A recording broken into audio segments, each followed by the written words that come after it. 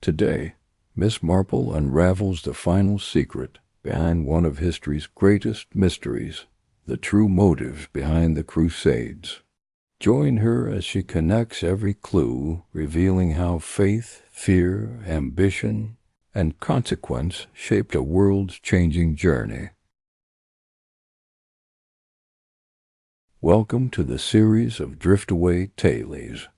I am your host, Elias. If you are a lover of historical fiction, then please like this video and subscribe this channel. Chapter 1. The Unexpected Guest Lecturer. The old lecture hall of St. Augustine University buzzed with restless energy. Autumn sunlight filtered weakly through tall windows, but inside, the air felt warm with debate. Students from the history department were scattered across wooden benches, surrounded by open books, maps of medieval Europe, and hurriedly scribbled notes about the Crusades. Professor Wilton was supposed to conduct a structured review that morning, but word had spread that he had fallen ill. Without his calm authority, the discussion had dissolved into a noisy, directionless argument. One student shouted, "The Crusades were purely religious." Another countered loudly, "No trade routes and wealth were the real reasons." Their voices clashed like two armies unwilling to retreat. Some students flipped through textbooks searching for evidence. Others waved printed sheets of Pope Urban II's speech, and a few simply watched the chaos unfold. Despite all the noise, no one seemed close to understanding the deeper truth. The room felt like a battlefield of half-formed opinions. Then, quite suddenly, the heavy wooden door creaked open. The sound sliced through the argument, and heads turned. A small, elderly woman walked inside, graceful, composed, carrying a cane. She paused gently, observing the confusion with a thoughtful, almost amused smile. Silence began to fall. She walked forward with quiet dignity, her steps steady but unhurried. The students exchanged puzzled glances. She certainly did not look like a medieval historian. No academic robes, no stack of lecture notes, no authoritative posture. And yet, something about her calm presence hushed the room. In a soft but clear voice, she said, "Good morning. I understand Professor Wilton is unwell today. I shall be taking his place." A ripple of disbelief moved across the hall. "You will?" One student whispered before he could stop himself. "Yes," she replied warmly. "My name is Miss Jane Marple, from the village of St. Mary Mead." Several students blinked. A village lady? Teaching one of the most complex topics in medieval history? Miss Marple seemed to read their expressions with ease. "Oh, do not worry. I am not here to replace your professor's scholarship. But history, my dears, is not merely lists of dates or accounts of battles. It is a mystery woven from motives, fears, ambitions, and hopes. And mysteries," she added kindly, "are something I am quite used to." There was a soft rustle in the hall. Confusion shifted into curiosity. A few students straightened in their seats. Perhaps this unexpected lecturer had something different, something valuable to offer. Miss Marple placed her cane beside the desk, smoothed her gloves, and faced the blackboard. But rather than writing a definition or citing a historian, she began to tell a story. "Imagine," she said gently, "that you were standing in 11th century Europe. The world is fragmented. Kingdoms rise and fall quickly. Roads are dangerous. Travel is slow. People fear famine, disease, and raids. And far away lies a city, Jerusalem, cherished deeply by Christians, Muslims, and Jews alike." Her voice was calm but vivid. The students leaned in. When people attach their deepest emotions to a place, she continued, conflict often grows from that soil. But remember, emotion is only one clue. She turned and drew a large circle on the board, writing at its center. Clue 1, Sacred Lands. Religion shaped the imagination of Europe, Miss Marple said. The idea of reclaiming holy places stirred hearts. But, and here she lifted a finger, no great movement in history ever begins with a single reason. Human beings are never that simple. A student raised his hand hesitantly. So the Crusades didn't start only because of religion? Miss Marple smiled. A very good question. Think of it this way. A fire needs many sparks. Religion may have been one, but others were waiting in the shadows. The atmosphere in the hall changed. The loud arguments from earlier faded into quiet focus. Miss Marple, without raising her voice, had turned confusion into curiosity. She moved across the front of the room, speaking as though she were guiding the students through an investigation. Europe was unstable, she explained. Kings struggled for influence. Nobles fought each other. The church sought unity. And people, ordinary people, were afraid. In such a world, a grand cause can gather great crowds. She paused and looked at them the way she might look at villagers during one of her investigations. When fear grows, she said, people turn to strong voices. In the Middle Ages, one of those voices was Pope Urban II. A student whispered, "So politics mattered as much as religion?" "Oh, yes," Miss Marple replied, amused. "Religion often provides the language of action, while politics supplies the structure. And when the two align, history changes its course." The students began to see the Crusades not as a single event, but as a layered human drama. One girl murmured, "It feels like a huge mystery, with so many suspects." Miss Marple nodded approvingly. "Exactly. History is rarely about choosing one explanation. It is about understanding how explanations intertwine."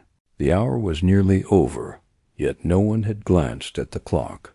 Miss Marple stood beside the board and wrote 5 words in careful handwriting.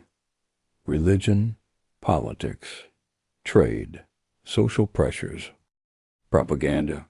"These," she said gently, "are your key clues. Today you have discovered the first.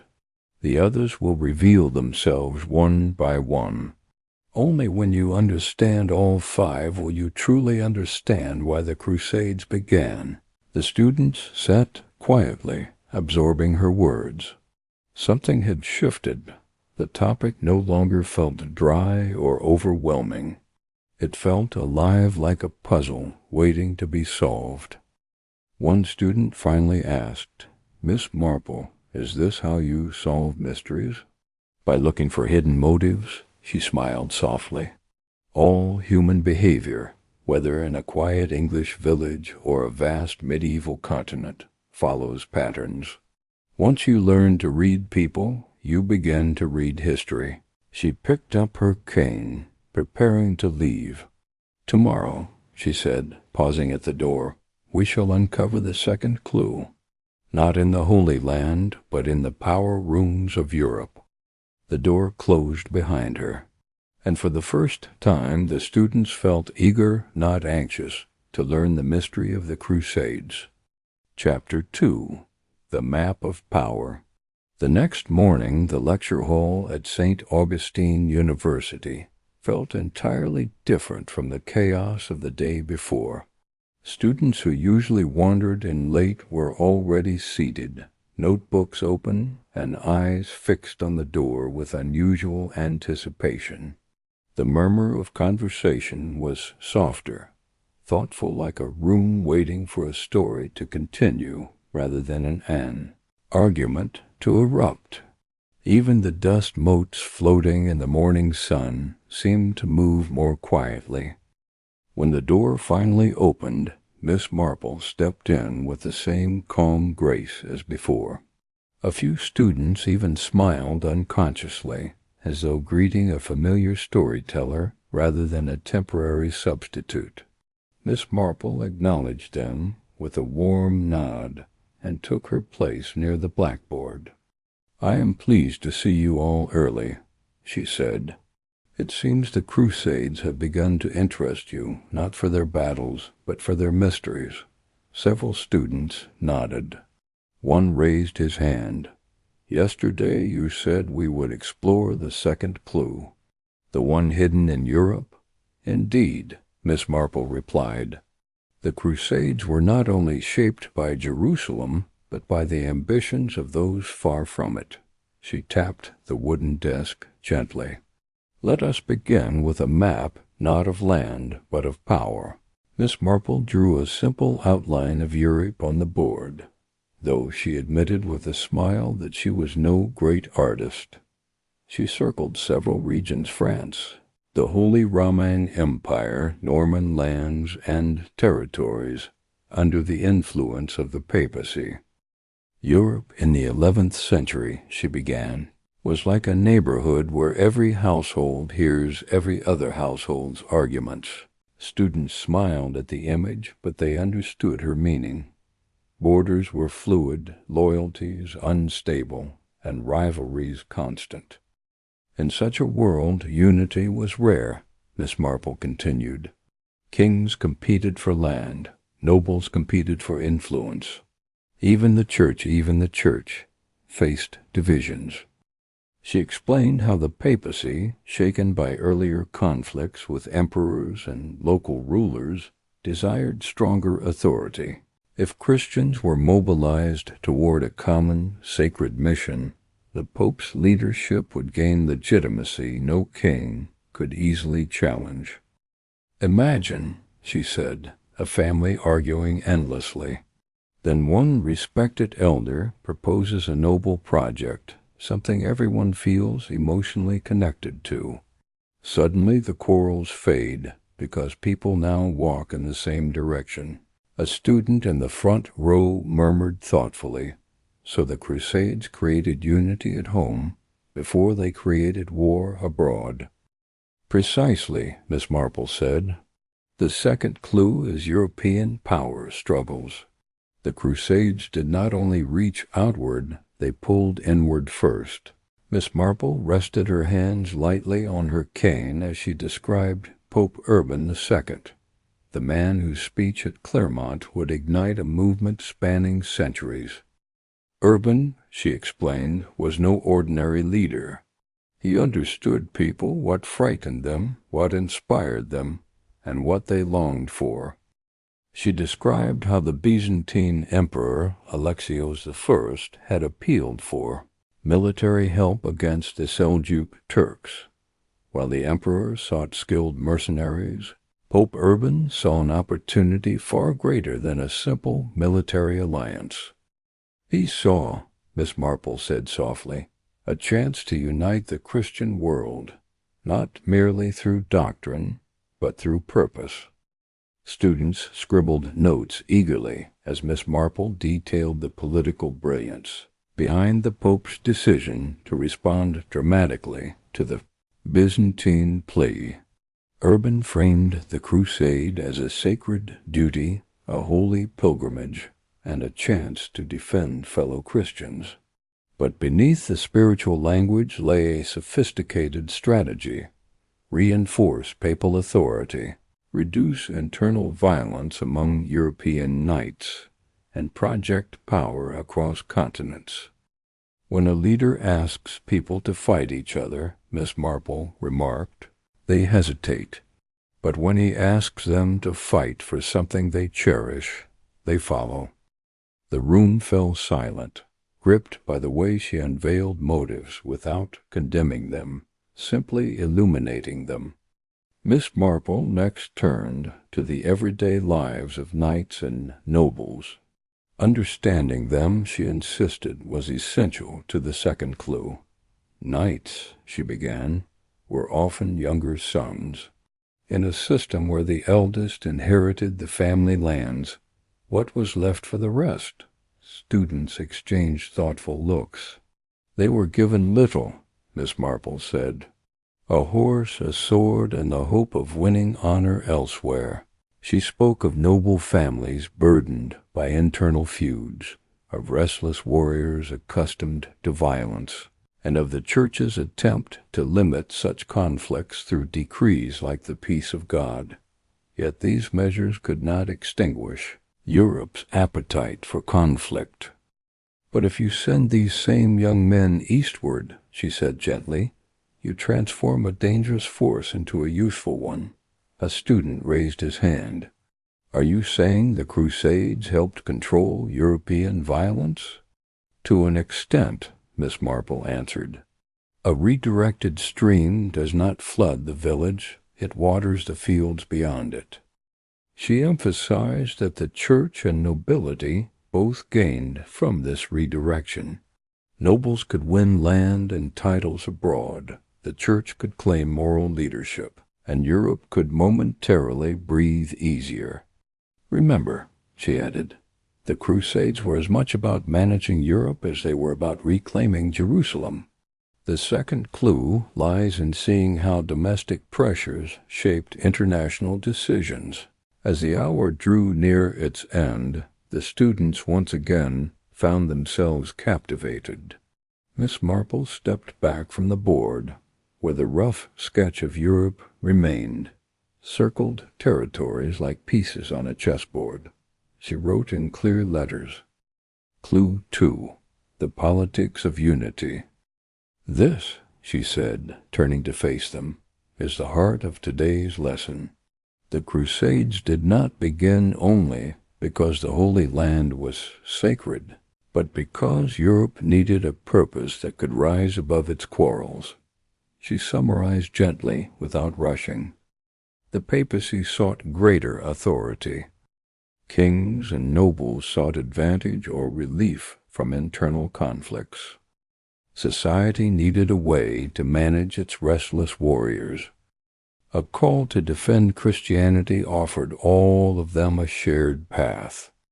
Leaders, Miss Marple concluded, often use noble causes to solve ordinary problems.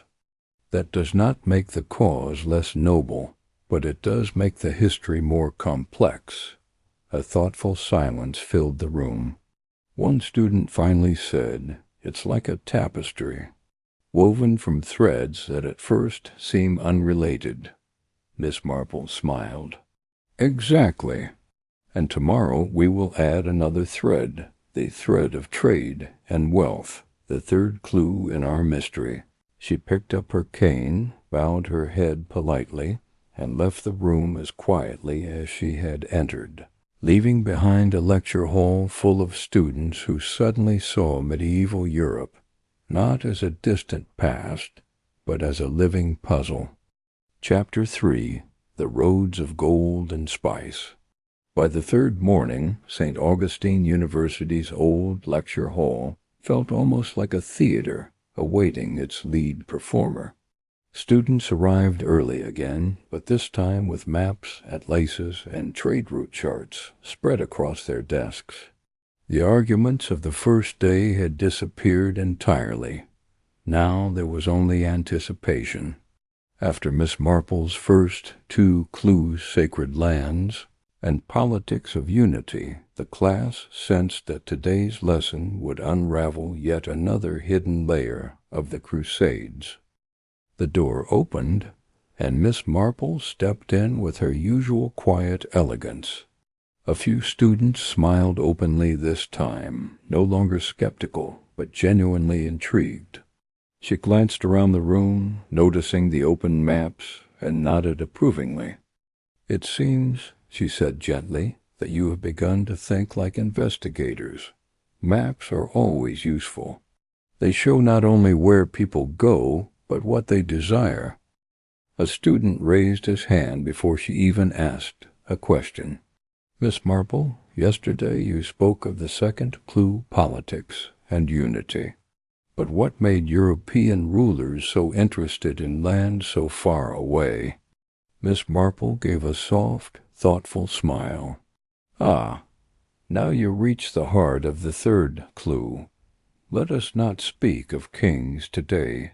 Let us speak of merchants. She moved to the blackboard and wrote, Clue 3, Wealth and Trade.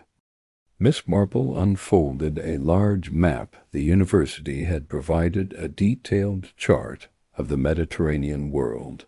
The students leaned forward as she smoothed it over the desk and pinned its corners. The map glittered with routes that stretched from Italian ports to the Byzantine capital, from Alexandria in Egypt to the markets of Damascus and beyond.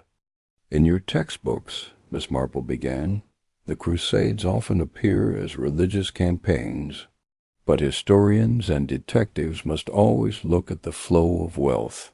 She traced her finger along the dark lines representing sea routes. These, she said softly, are the true veins of medieval Europe. Through them flowed silk, spices, dyes, gold, sugar, glass, medicines, luxuries the Europeans had never produced themselves. She paused. Tell me, what does a merchant desire most? More goods, one student answered. More profit, another added. Miss Marple nodded. Yes, and what does a merchant fear most? Losing access, a girl in the second row replied. Exactly. The eastern routes were controlled by the Byzantine Empire and various Muslim states. If political tensions rose, European traders were vulnerable. Wealth could be cut off at any moment. She looked at the students meaningfully. Now imagine a movement, one that promises not only spiritual salvation, but expanded influence over the very lands controlling those valuable routes. Silence grew in the room. The Crusades were beginning to look far less like distant holy wars and far more like economic opportunity. Miss Marple turned from the map toward the students. Let us consider, she said, the Italian maritime powers Venice, Genoa, and Pisa. A few students nodded knowingly. They had read about these bustling port cities. But Miss Marple presented them with a different angle. These cities, she explained, did not send armies because of religious passion alone. They sent fleets, and fleets are built not on faith but on coin. She described the shipyards, the merchants, the bankers, the guilds, the bustling marketplaces where goods from distant lands arrived and departed.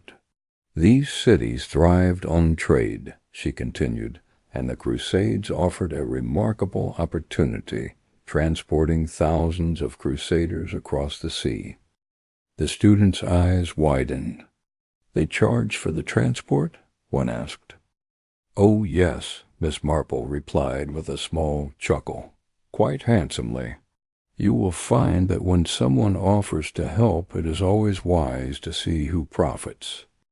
She spoke of how Venice negotiated to gain commercial privileges in conquered cities, how Genoa secured trade colonies in the east, and how Pisa expanded its influence across Mediterranean ports. In time, she said, the Crusades reshaped not only political borders, but economic ones. Italian merchants built vast networks that endured long after the battles ended. She paused, letting the information settle. When you follow the money, she concluded, you often follow the true motive. After a moment of stillness, Miss Marple drew another outline on the board, this time of the Levant, where the Crusader states had been established. She labeled several key locations, Acre, Antioch, Tripoli, and Jerusalem. To understand the third clue, she explained, you must see that the Crusader states were not simply military outposts or religious colonies. They were markets, gateways to the riches of the East. She described how the Crusaders, once they had taken territories, quickly began establishing ports, warehouses, tax systems, and trading agreements. While kings and knights dreamed of glory, merchants saw ports where ships could dock and caravans could unload goods. Acre, Miss Marple said, tapping the map, became one of the busiest cities in the Mediterranean. Spices from Asia, silk from China, sugar from Syria, perfumes from Arabia all passed through its gates. A student frowned thoughtfully. So, the Crusader states existed not just for faith or conquest, but for economic expansion? Miss Marple nodded. Precisely. You see, dear students, the third clue in our mystery is simple. Wealth changes everything. When people believe there is fortune to be gained, they travel farther, fight harder, and justify more. She stepped back. The Crusader states survived because they were useful not only spiritually, but financially. The class absorbed this new perspective, realizing the Crusades were much more intertwined with commerce than any of them had imagined. As the lecture neared its end, Miss Marple wrote the final summary for the day on the board. Clue 3, Wealth, Trade, and Opportunity. She spoke softly, but her words carried weight. The Crusades were, in part, a competition for the world's most profitable markets. Leaders spoke of heaven, but merchants thought of spices. Kings imagined holy glory, but bankers counted potential gains. And armies marched not only toward Jerusalem, but toward routes that led to gold and silk. She glanced at the map of Europe again. Do not think of this as cynicism. Think of it as understanding human nature.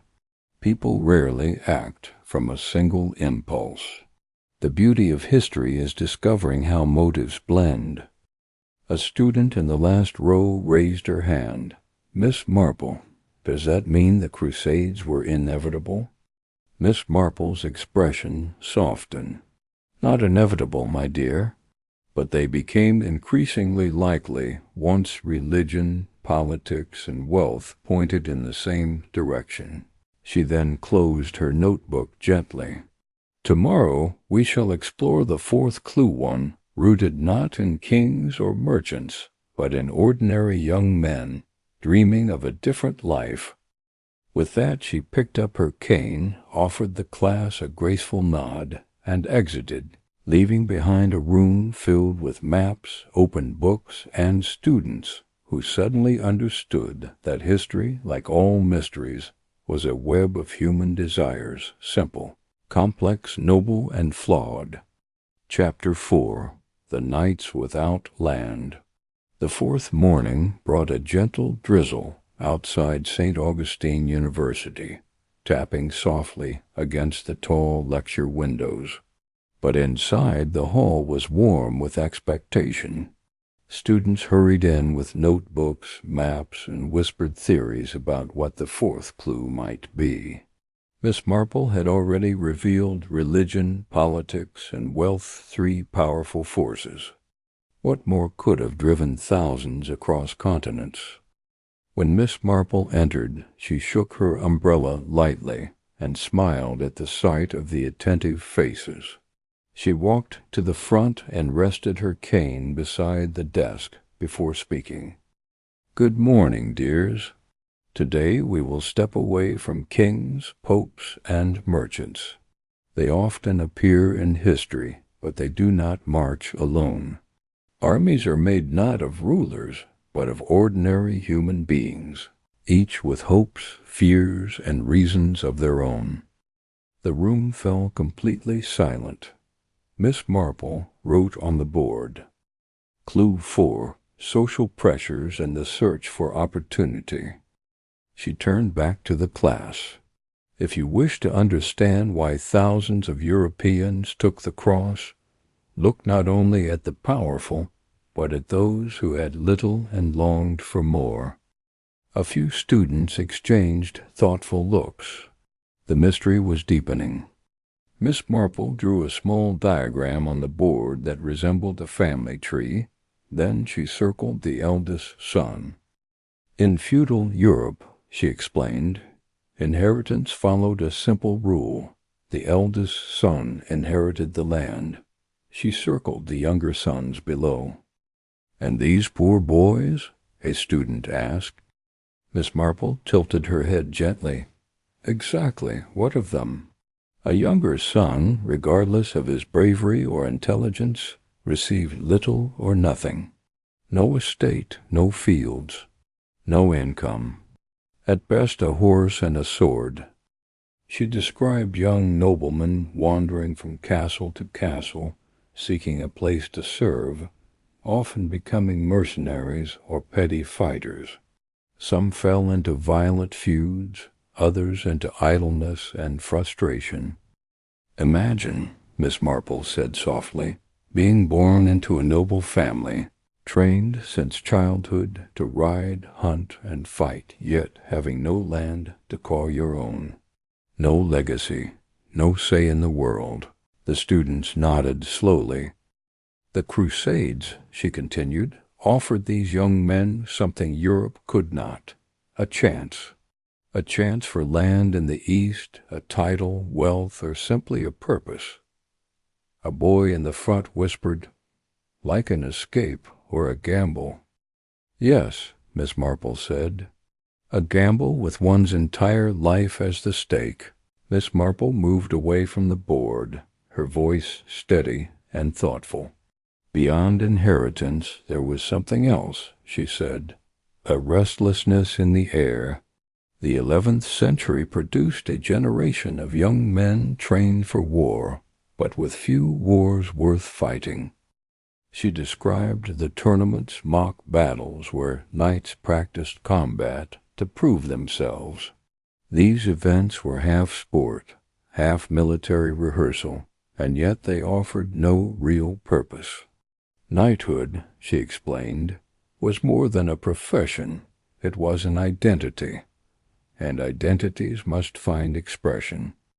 Students listened intently as Miss Marple painted a picture of Europe filled with ambitious young warriors who felt caged by local disputes and limited prospects. "Consider," she added, "the allure of the unknown. Tales of exotic cities, deserts of gold, strange customs, and battlefield glory traveled through taverns and marketplaces. Even today young people dream of distant adventures. How much stronger must that dream have been in a world with so few opportunities?" She paused, letting the thought settle. "The Crusades," she said at last, "were not only a holy war or a political campaign. For many they were the great adventure of their age." A few students exchanged glances, some excited, some somber. It was easy to understand how such dreams could carry thousands far from home. Miss Marple now turned to those beyond the noble class. "It wasn't only younger sons or restless knights," she said. "The call to crusade reached farmers, artisans, and townsmen." She spoke of villages facing famine, peasants burdened by taxes, families caught between feuding lords. They had little to lose and much to gain. For them, she explained, the Crusades offered forgiveness of sins, protection for their families, and hope for a better future. Even ordinary people long for dignity. A student raised her hand. "But wouldn't they fear dying so far from home?" Miss Marple smiled gently. "My dear, fear and hope are always intertwined. A poor man facing hunger at home may fear starvation more than battle.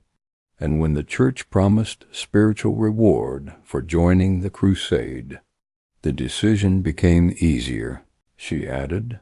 "Some were pressured by their lords, some swept up in the excitement, and some misled by exaggerated tales of Eastern wealth." The students listened closely. "Social pressures," she said, "can be stronger than kings. When a whole society believes a cause is righteous, individuals often follow whether out of conviction or momentum, but she did not judge them. She merely revealed the human heart behind the historical movement. As the hour neared its end, Miss Marple returned to the board and underlined the fourth clue. Clue 4. Social Pressures and Opportunity. She faced the students with a gentle but firm expression. If you wish to understand why thousands marched east, you must remember this. History is lived by real people who dream, who struggle, who feel trapped or restless, who long for meaning. She summarized in steady words. Younger sons sought land. Knights sought glory and purpose. Ordinary people sought hope and redemption. Society encouraged the journey. All these, Miss Marple said, are threads woven into the tapestry of the Crusades. One student asked, so the Crusades weren't just caused by powerful leaders, but by the desires of everyday people? Miss Marple's eyes sparkled. Quite right. Leaders may open the door, but people choose to walk through it. She picked up her cane and paused before leaving. Tomorrow, she said softly, we will study the most dangerous clue of all the power of words. How stories, speeches, and rumors can move entire nations. The room remained silent as she walked out, her footsteps light but leaving a profound weight behind, a reminder that history, like every mystery, is made of human choices. Chapter 5. The Power of Words. The fifth morning arrived, crisp and bright, sunlight spilling over the stone courtyard outside the university. Students hurried into the lecture hall with an eagerness that had now become routine. Yesterday's discussion about younger sons, restless nights, and ordinary people searching for hope had reshaped their understanding. But Miss Marple had hinted at something even more influential, the mysterious force of words themselves. When Miss Marple entered, she seemed particularly thoughtful, as though today's lesson carried a special weight. She set her gloves neatly beside her cane and looked around the hall with calm seriousness. Good morning, dears. Today we examine a clue that shaped not only the Crusades, but countless events in human history, the power of messages, speeches, and stories. She walked slowly toward the blackboard and wrote, Clue 5, Propaganda, Preaching, and Persuasion. The students leaned forward. They had expected political or economic insights, but this new angle intrigued them. Words? Could words truly move armies across continents? Miss Marple turned to them gently. Yes, she said. More than swords, more than gold, more than any king's command words can lead people into action. Sometimes noble action, sometimes tragic. The silence grew deep enough to hold a story. Miss Marple began by describing the famous Council of Clermont in 1095. She painted the scene as though she herself had been present. Crowds gathered in the chill air, the Pope standing upon a wooden platform, his white robes luminous against the dark crowd. Pope Urban II understood human emotion, she said.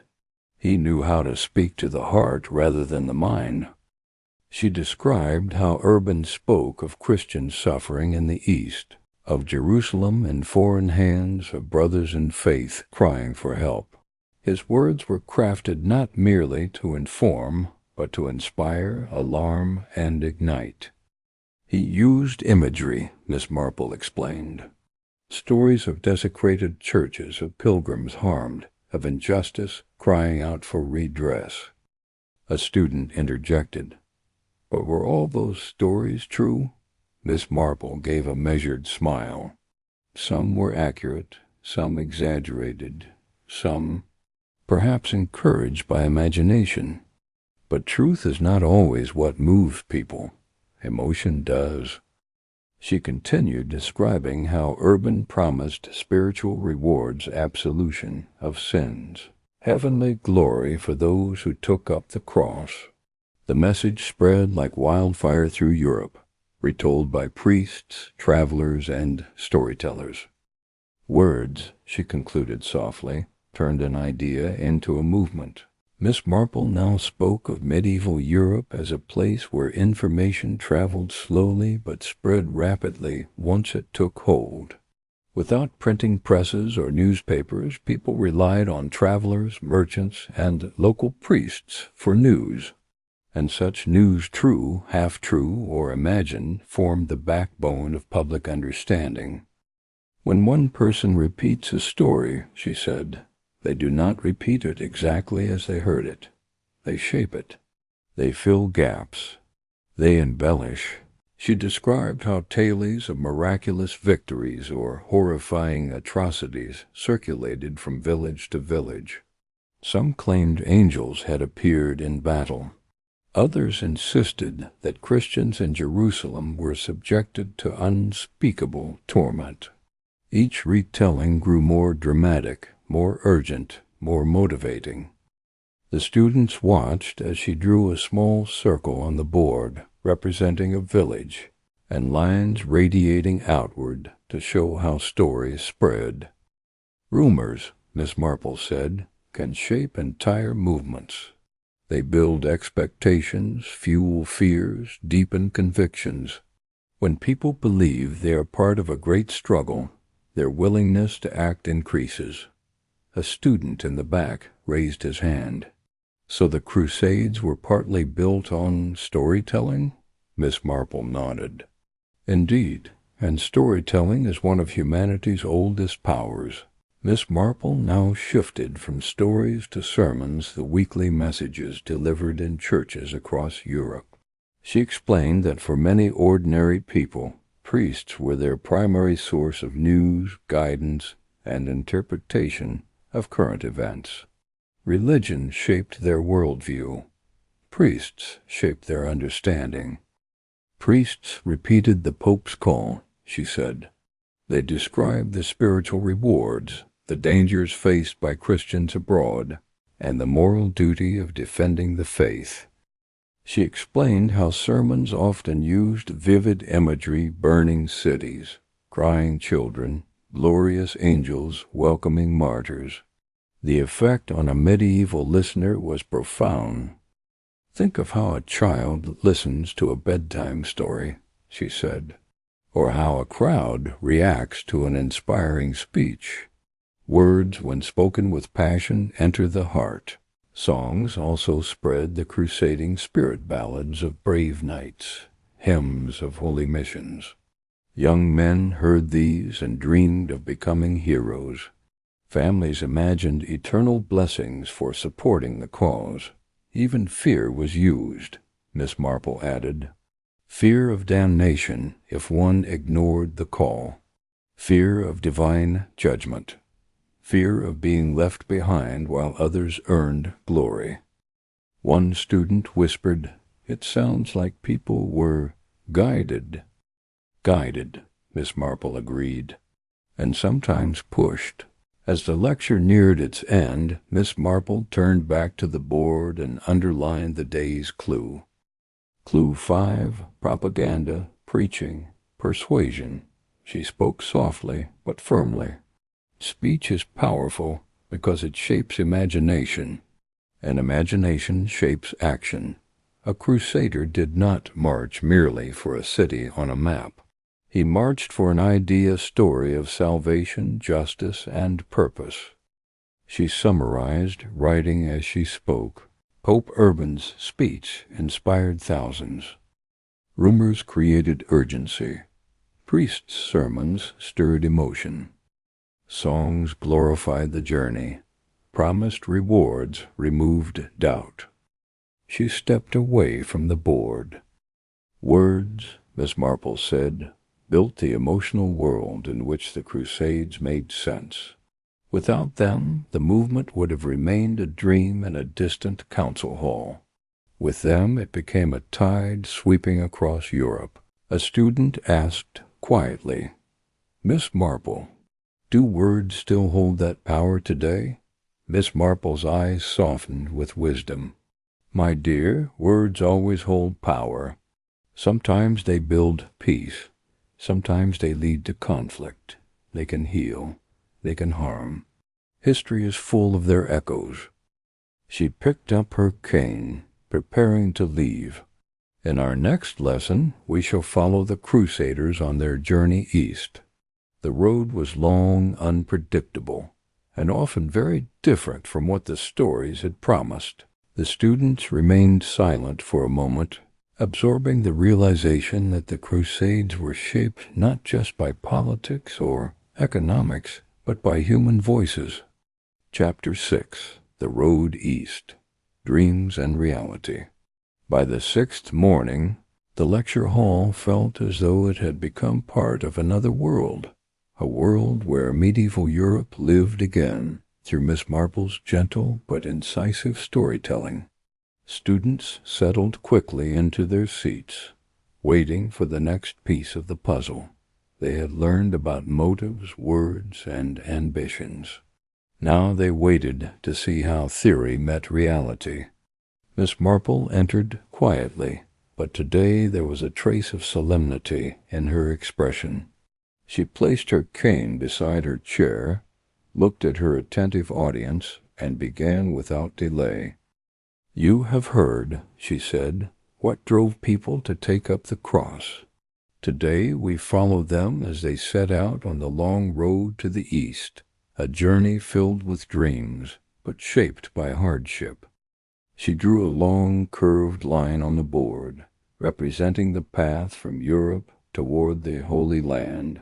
For many Crusaders, she explained, the journey was more dangerous than the battles themselves. What they imagined rarely matched what they found. The class leaned forward. "The true story of the Crusades," Miss Marple continued, "is not only about faith and ambition. It is also about hunger, exhaustion, confusion, and resilience." The adventure had begun, but not in the way most Crusaders expected. Miss Marple now turned to the realities of the First Crusade, the chaos, the poor planning, and the sheer scale of the movement. Very few Crusaders, she explained, had any idea what a march of thousands of miles meant. Food, water, shelter, weather, they underestimated everything. She described how large groups of Crusaders left their towns full of enthusiasm, singing hymns and waving crosses, yet quickly faced hunger when supplies ran out. Some wandered through unfamiliar forests. Others marched along steep mountain paths. Many suffered from disease long before they reached even the borders of Byzantine territory. "Not all who set out reached the east," Miss Marple said softly.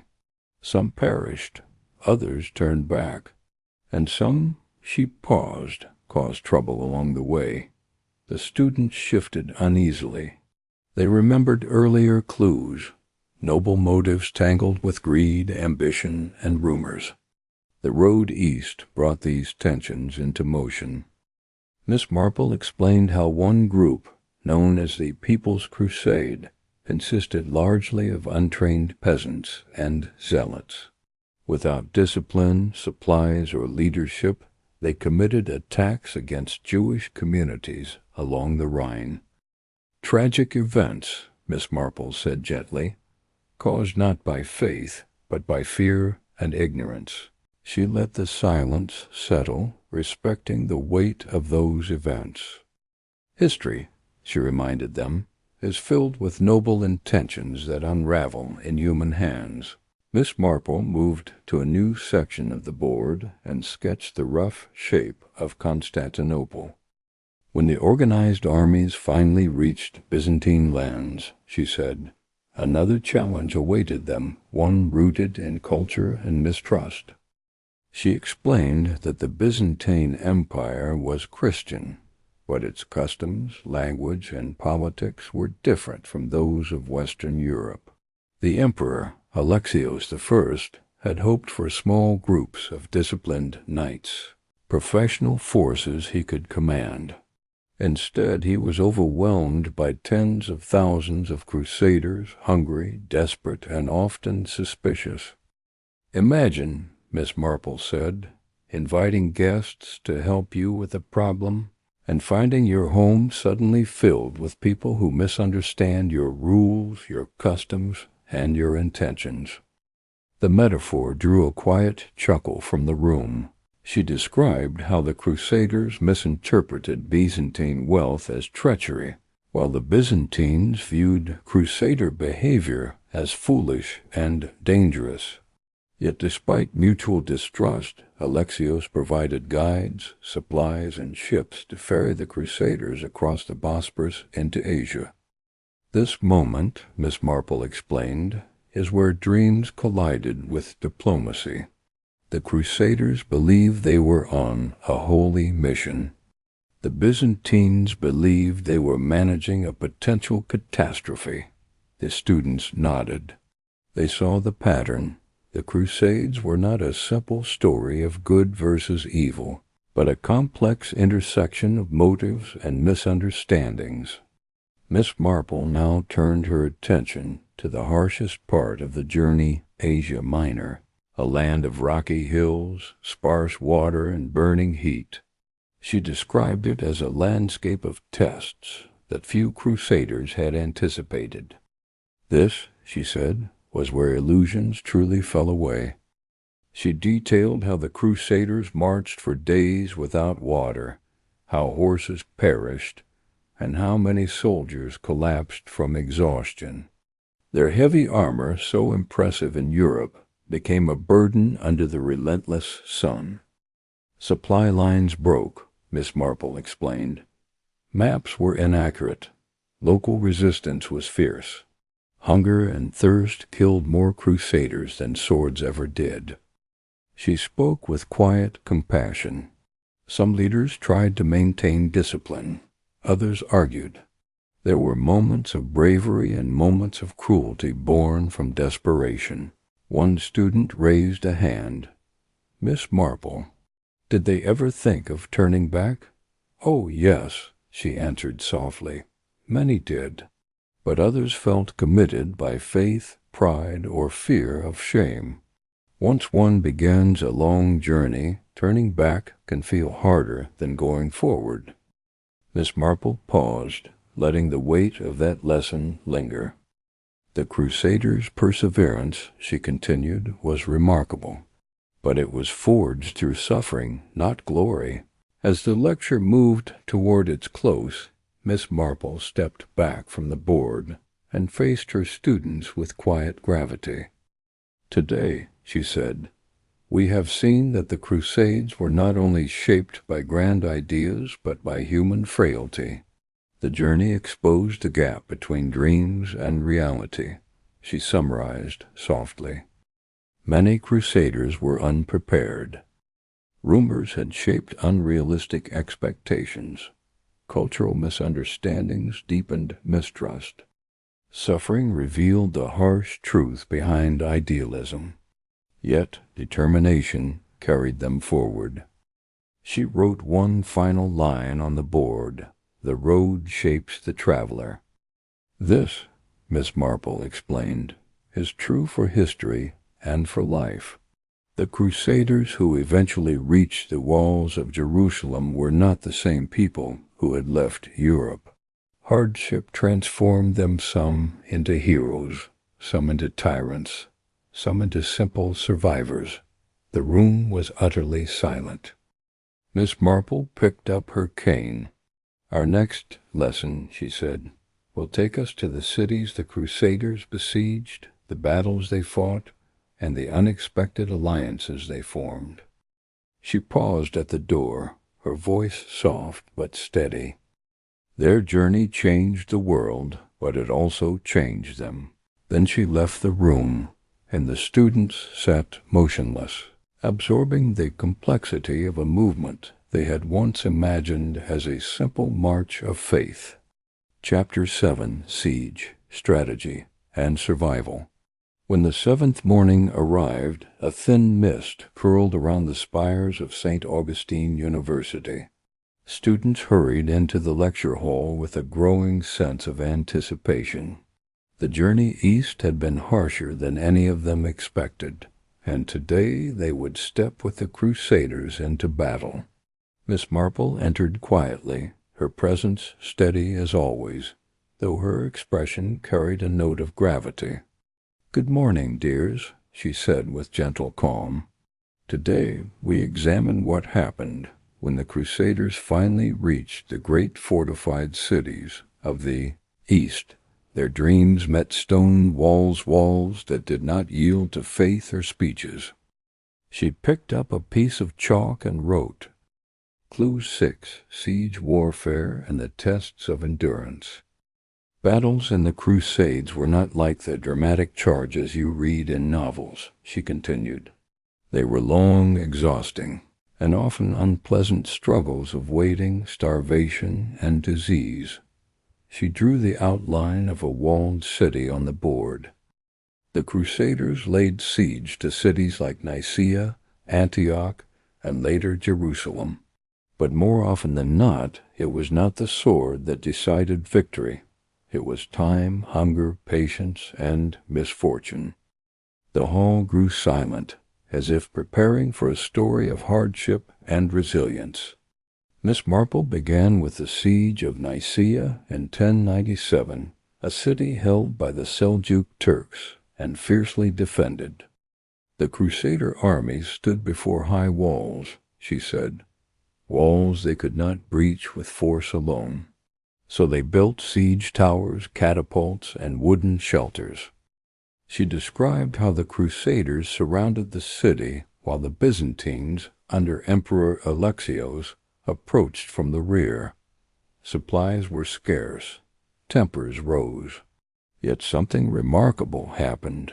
Through negotiation and a secret agreement, the Byzantines accepted the city's surrender before the Crusaders even realized what had occurred. "The Crusaders felt cheated," Miss Marple explained. "They had expected loot and glory. Instead, the city was taken peacefully by diplomacy." A student raised a hand. "But wasn't that a good thing? Fewer deaths?" Miss Marple smiled gently. "Yes, but remember, people on crusade had many motives. Glory, wealth, chances of reward. When diplomacy replaced combat, these expectations were disappointed." She continued, "Nicaea taught the Crusaders their first lesson. Wars are not always decided by dramatic battles. Sometimes political strategy does what armies cannot." The students nodded slowly, recognizing a recurring theme. The Crusades were shaped not only by faith or zeal, but by negotiation, distrust, and human ambition. The room fell into a hush as Miss Marple turned to the most dramatic siege of the First Crusade, Antioch. "If Nicaea taught the Crusaders strategy," she said, "Antioch tested their spirit." She drew a circle on the board to represent the massive city surrounded by its walls and towers. "The siege lasted many months," she explained. "The Crusaders faced starvation, disease, and cold rains. Some deserted. Others grew desperate. Food became so scarce that horses were eaten. Armor rusted. The Crusaders lived in makeshift shelters, unable to breach the walls. And yet," she continued, "inside the city, conditions were nearly as terrible. The defenders suffered hunger, fear, and betrayal." Miss Marple's voice softened. "One night, through secret negotiation, a tower guard betrayed Antioch. The Crusaders entered the city at last. The students straightened eagerly, thinking the battle was over, but Miss Marple raised a finger. However, no sooner had they taken the city than a massive enemy army surrounded them. Now the Crusaders were trapped inside the very city they had fought to enter. A murmur swept the room. The besiegers had become the besieged. Miss Marple described how the Crusaders, exhausted and near collapse, found strength through a combination of desperation, leadership, and controversially, a supposed holy relic discovered by a monk. Faith, real or imagined, she said, gave them courage. And courage, combined with necessity, drove them to victory. The story reminded the students how fragile morale could be and how quickly it could shift. Miss Marple now shifted the perspective to something many students had not considered. Not all Muslims were united, and not all Christians cooperated.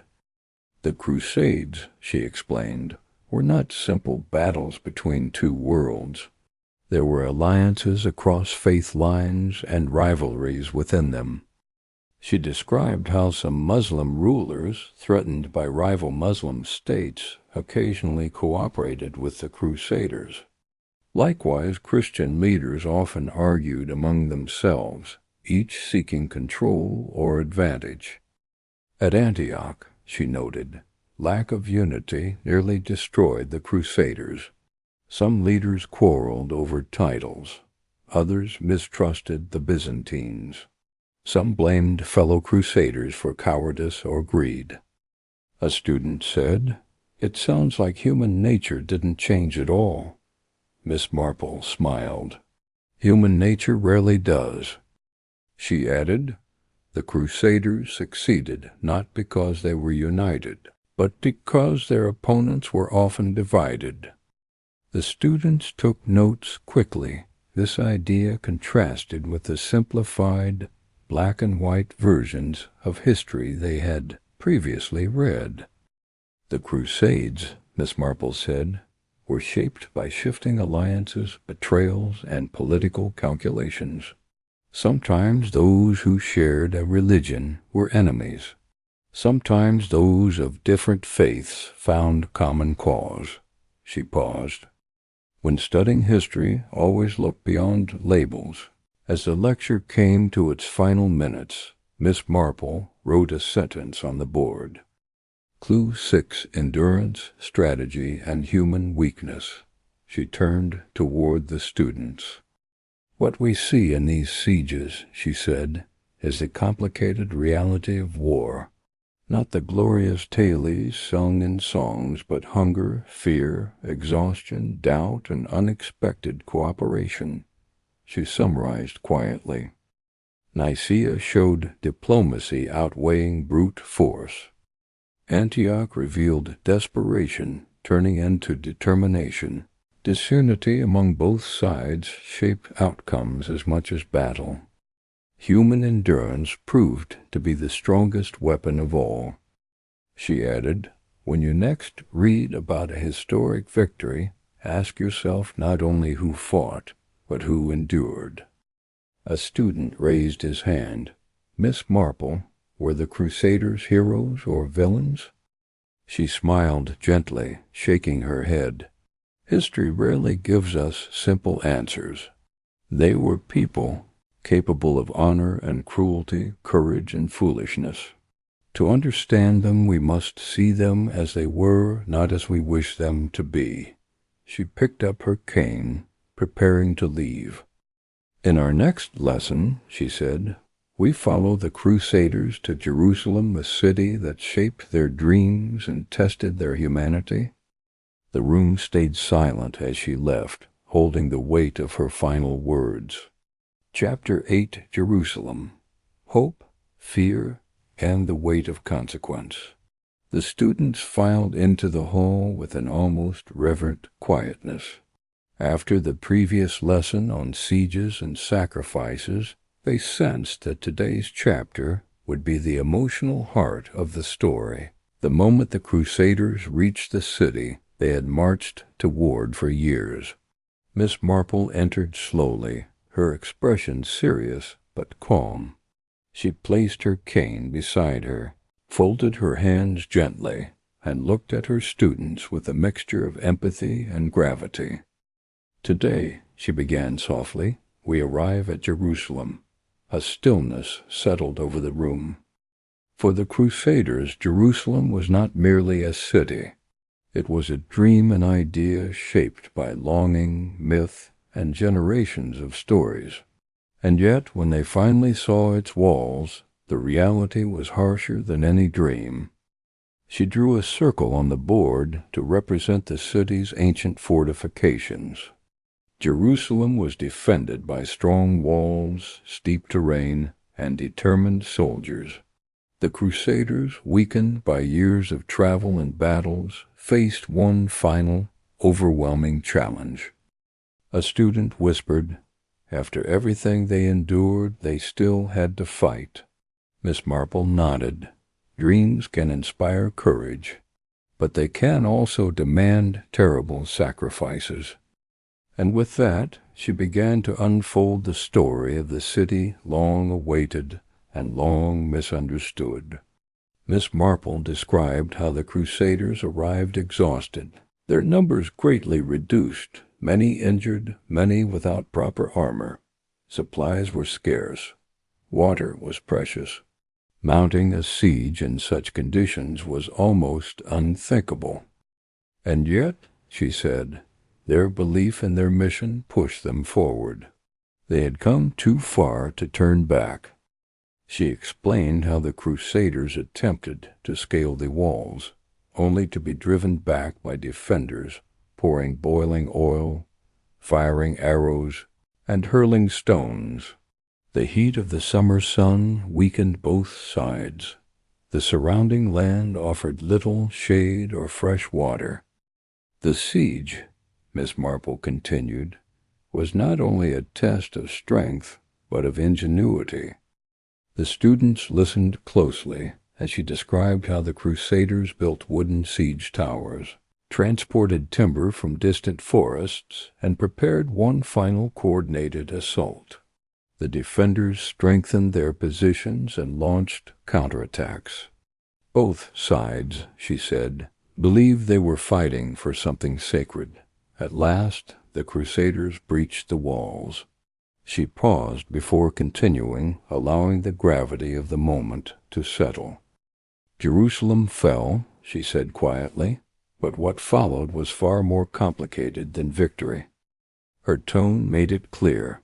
This moment was not a triumphant end point, but a turning point shaped by the weight of human nature. Miss Marple's voice softened further as she turned to the most difficult part of the story. When the Crusaders entered Jerusalem, many were overwhelmed, some with joy, some with disbelief, and some with a sense of divine fulfillment. But the joy was short-lived. "War," she said solemnly, "often brings out the best in planners and the worst in passions." She explained how, in the chaos of the city's fall, violence spread rapidly. Many civilians were killed. Homes were destroyed. The holy places revered by all found themselves caught in the storm of conflict. It was not noble, Miss Marple said. It was not righteous.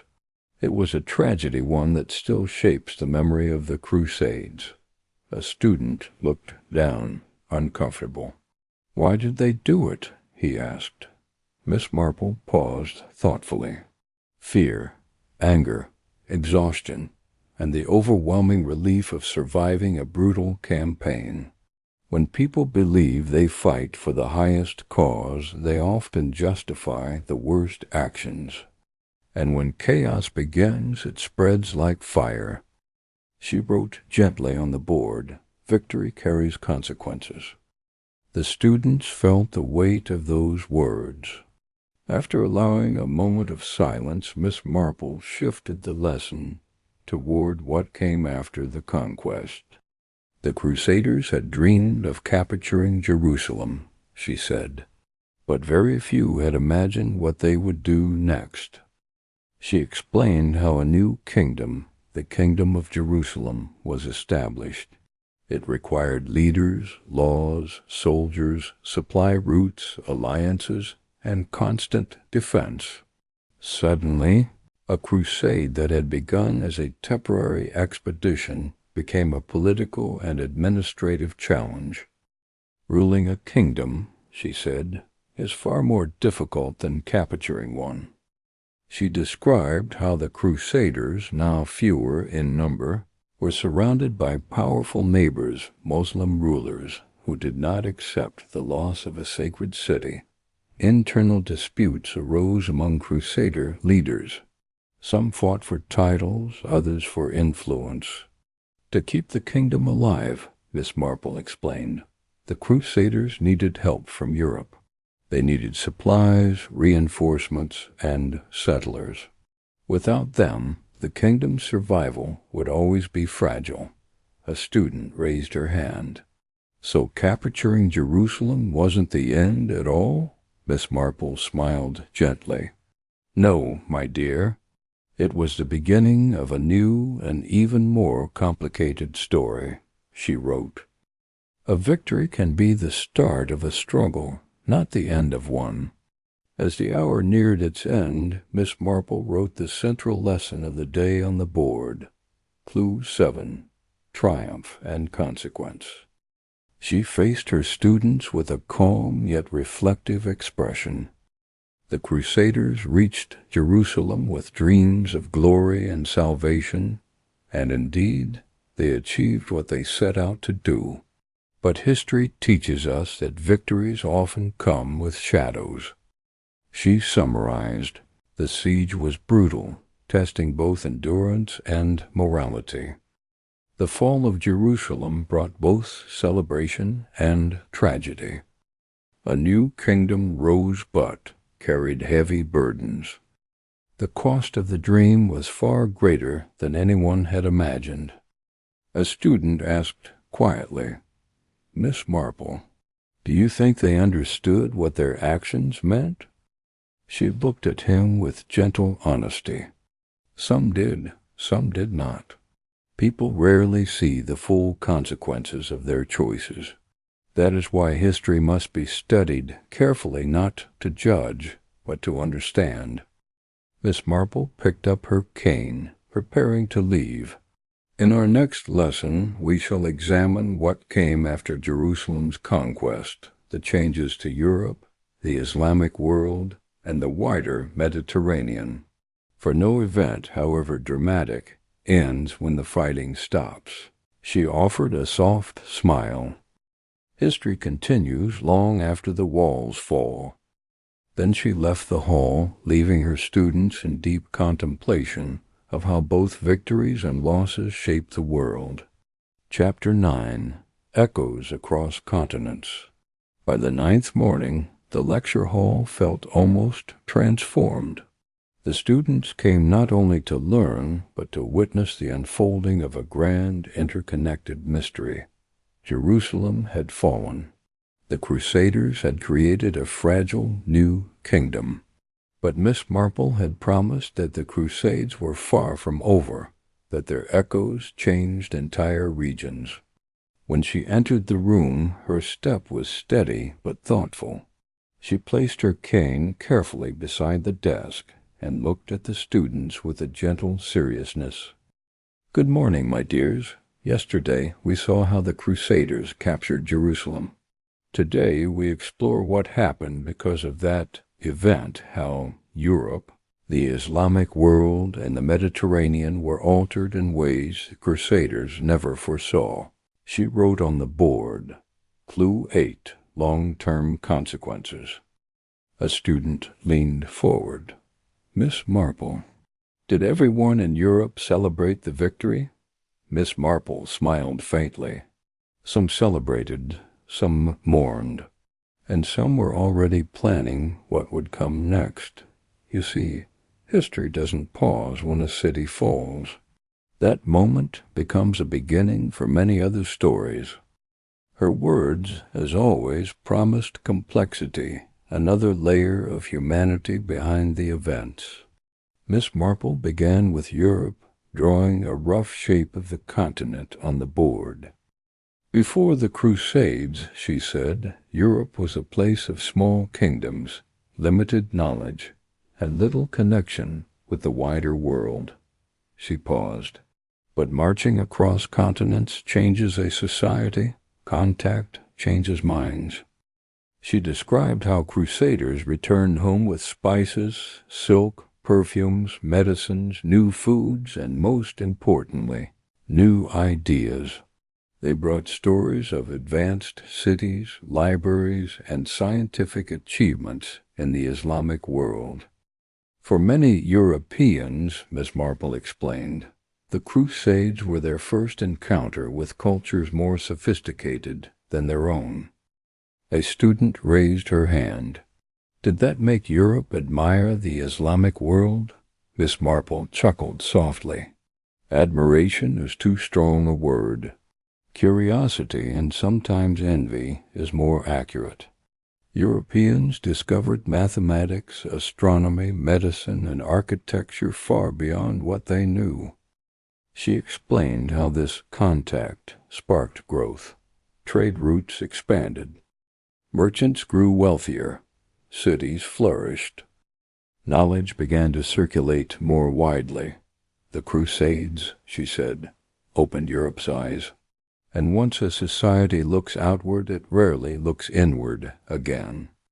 The students wrote vigorously, realizing that wars often reshape cultures more than they reshape mortars. Miss Marple now shifted perspective to the Islamic world, drawing a line across the board to separate the two viewpoints. Just as Europe was transformed, she said, so too was the Muslim world, but not in the same way. She explained that the Islamic world in the 11th century was not a single united empire. It was divided into regions, dynasties, and rival rulers. Some were strong, some weak, some inward-looking. The Crusades, she said, were a shock, a painful one. Students nodded. They had already learned how Jerusalem's fall had been devastating. But, Miss Marple continued, pain sometimes forces unity. She spoke of leaders like Zingji, Nur al-Din, and later Salah ad-Din Saladin, rulers who responded to the Crusader presence by strengthening their states, reforming armies, and most importantly, appealing to shared religious identity. The idea of jihad, a struggle to defend Muslim lands, became a rallying cry, she explained. Just as the Crusaders saw themselves as defenders of the Holy Land, Muslim leaders began to frame their response in spiritual terms. A student asked, "So the Crusades helped unite the Muslim world?" "In time, yes," Miss Marple replied. A new political and cultural energy emerged. The Crusaders had hoped to divide their opponents, but they helped forge stronger leadership instead. It was a reminder, actions often have opposite consequences. Miss Marple now turned to the Mediterranean, drawing several curved lines connecting ports. The Mediterranean, she said, became a highway of ideas, goods, and ambitions. She described how Italian cities, Venice, Genoa, Pisa, grew powerful from transporting crusaders and establishing trading colonies. Ships carrying soldiers returned with silk, spices, dyes, books, and innovations. This exchange, she explained, did not end when battles ended. It continued for centuries. A student asked, "Did the Crusades cause the Renaissance?" Miss Marple gave a thoughtful smile. "Not alone, but they contributed. Ideas encountered abroad, geometry, medicine, ancient Greek works preserved by Muslim scholars eventually flowed back into Europe." She listed several developments: improved navigation and shipbuilding, new financial systems, credit, banking, merchant networks, increased cultural exchange, greater curiosity and exploration. These changes, she said, were not planned by popes or kings. They happened because human beings met each other, sometimes as enemies, sometimes as traders, sometimes simply as observers. The students wrote in silence. They saw that the Crusades were more than battles. They were contact zones. With every encounter, Miss Marple said, the world became a bit more connected. Miss Marple returned to the board and wrote. Clue 8. Consequences across lands. She turned to her students with gentle wisdom in her eyes. The Crusades did not end with the capture of Jerusalem, nor with the fall of the Crusader kingdoms. Their influence continued reshaping Europe, the Islamic world, and the Mediterranean. She summarized. Europe grew outward, expanding trade, knowledge, and ambition.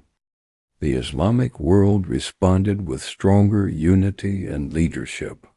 Merchants shaped a new economic order in the Mediterranean. Ideas traveled farther than armies ever could. A student finally asked, Miss Marple, did the Crusades succeed or fail? She smiled softly. My dear, that depends entirely on what you believe their purpose was. She walked slowly toward the door, cane in hand. If their purpose was to claim land, they succeeded, and later lost it. If their purpose was spiritual, the results were more complicated. If their purpose was political, they reshaped countries in ways no leader expected. But if their purpose was to change the world, then indeed, they succeeded more than anyone could have imagined. She paused at the doorway. Next time we conclude our investigation, we will tie together all the clues and discover what history truly teaches us about human motives, human mistakes, and human hopes.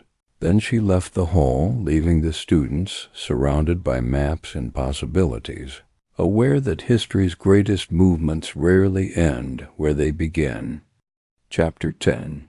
Solving the Mystery of the Crusades. On the 10th morning, a quiet sense of anticipation filled the lecture hall. Students arrived earlier than ever, settling into their seats with an almost ceremonial attentiveness. Maps were folded neatly on their desks, notebooks ready, pens poised. They knew this was the final chapter, Miss Marple's concluding revelation.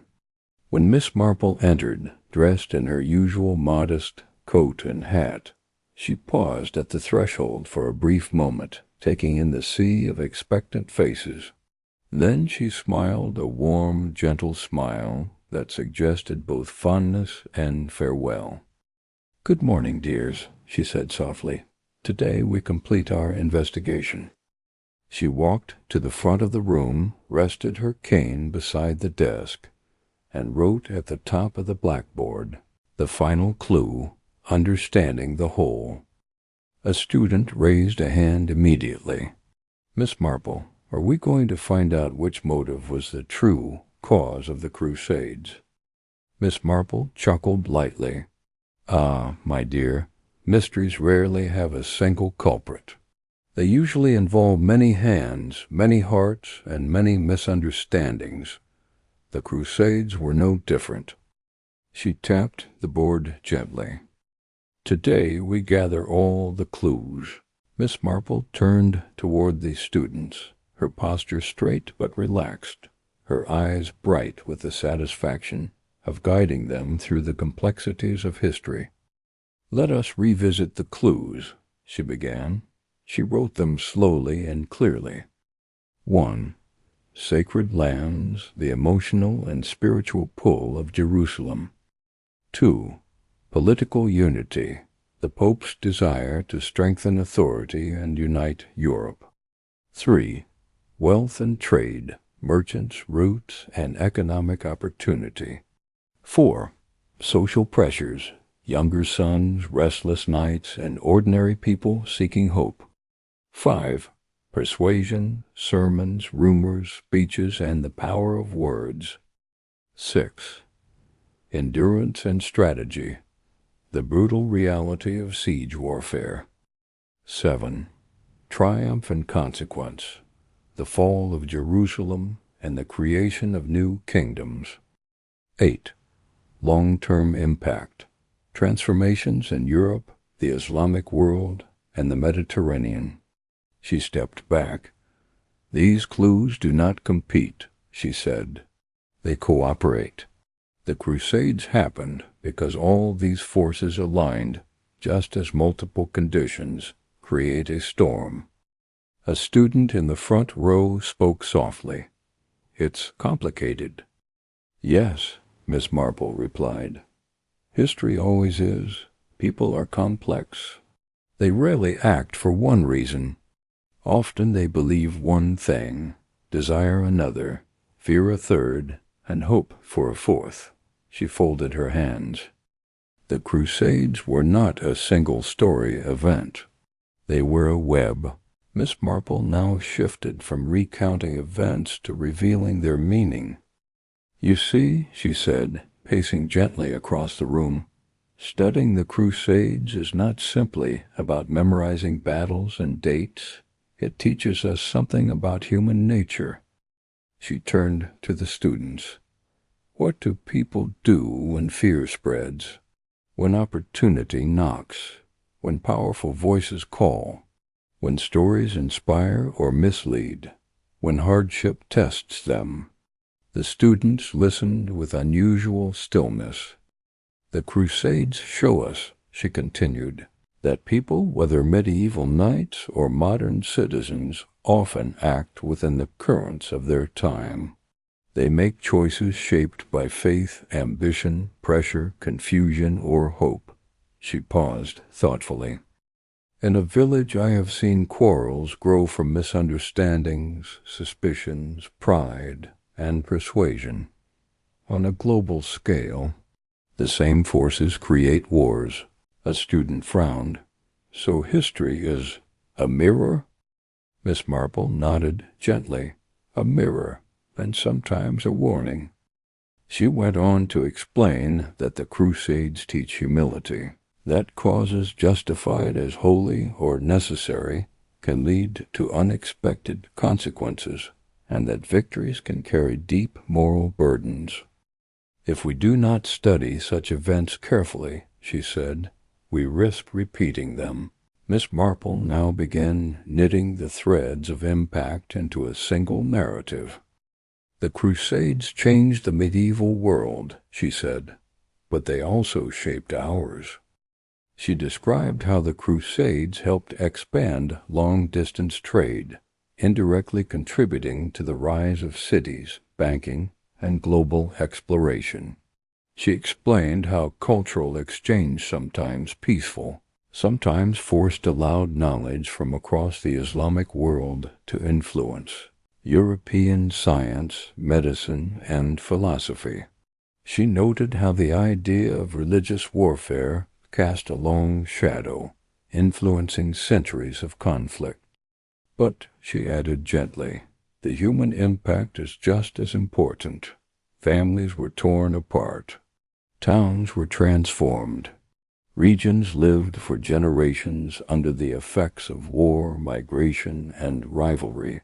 Some people gained opportunity while others lost homes and lives. The Crusades, she said, were not abstract forces. They were lived by real people, merchants, mothers, soldiers, scholars, travelers. A student asked quietly, "Do you think the Crusades were worth it?" Miss Marple's expression softened into one of deep understanding. "My dear," she said, "that question has echoed for centuries, and the answer depends on whose story you read." She paused.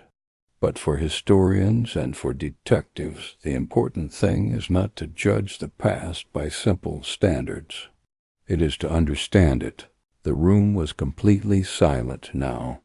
Miss Marple picked up her chalk one last time and wrote, "History is a puzzle made of human choices." She turned to the students. "You began this journey thinking the Crusades were caused by one thing, religion. But detectives must never accept simple explanations. They must gather clues, test theories, and understand motives. She glanced fondly at the class. You have now seen how faith, fear, ambition, misunderstanding, leadership, hardship, and hope combined to create one of the great movements of history. She lifted her cane gently. And that, my dears, is the solution to the mystery. A soft wave of applause rose not loud, but warm, respectful, heartfelt. Several students stood, others simply smiled with admiration. Miss Marple had not just taught them history, she had taught them how to think.